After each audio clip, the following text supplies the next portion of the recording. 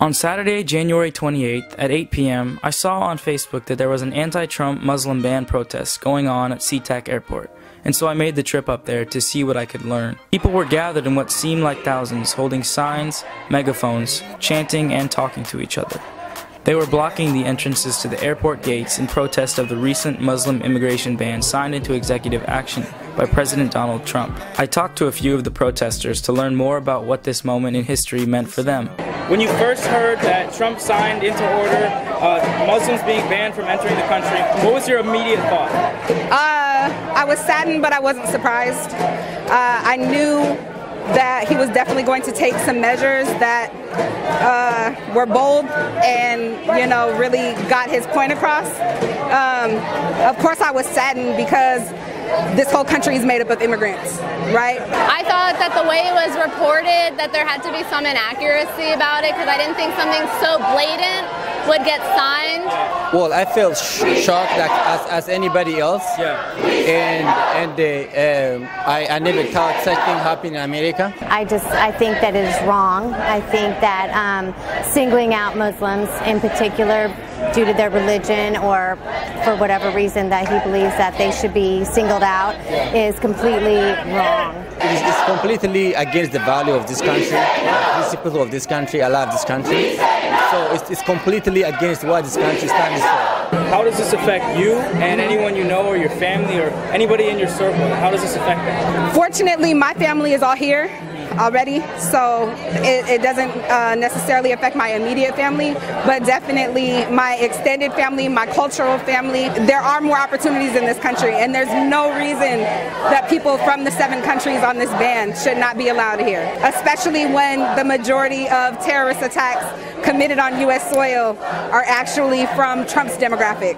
My students, a lot of them are on visas, a lot of them are immigrants, a lot of them have family that's very connected, and it affects them. What would you say to anybody that is in support of this ban? Because I know there's a large population that is. What would you say to those people? Try and get them to understand your perspective. I would say, why don't you go and meet a Muslim? Sit down with somebody that isn't like you and have a conversation, and maybe once you actually get to know somebody different than yourself, those walls break down and you learn to love each other regardless of color or religion or anything. What would you say to those people as an immigrant? Well, this is not about Muslim. This is about America, about human being. It is not about policy. It is about future of this country. And it's not about Muslim. It's not just, it doesn't mean if you don't like Muslim, it doesn't mean you support this ban. It's just about humanity. It's about humanity. So anyone who loves this country should be against this thing. I would encourage people, as I always encourage people, to actually look at the numbers and the statistics that support their ideas, right? So a lot of times we already have this idea in our head and we don't necessarily have the science to prove it, right?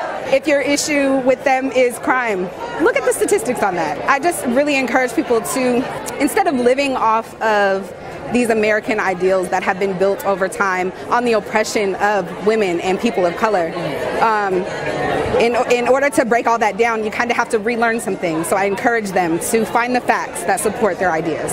The people that actually are listening to them, I think, they're hearing what they want to hear. They're being led to fear things that they really don't have to fear. They really should do a little bit more research and understand that these are just people that are filled with love, and they have families just like the rest of us, and they should not be singled out just because they have a different religion than we do. To some, this may seem like a one-sided story, but I was unable to find any people that were in favor of this Muslim immigration ban. If you are of that opinion, feel free to share your thoughts on this video in the comments section, equally as much as if you are against the Muslim ban. Talk to each other, learn from each other, but most importantly, love each other. I am of no political affiliation, but what I do know is that my heart aches for the good people who are affected by this, like the woman who I spoke with whose husband is now unable to come into the country to see her. My husband is Iranian, and he supposed to come over today to visit me here in Seattle, but at the airport in Amsterdam they didn't let him to on board.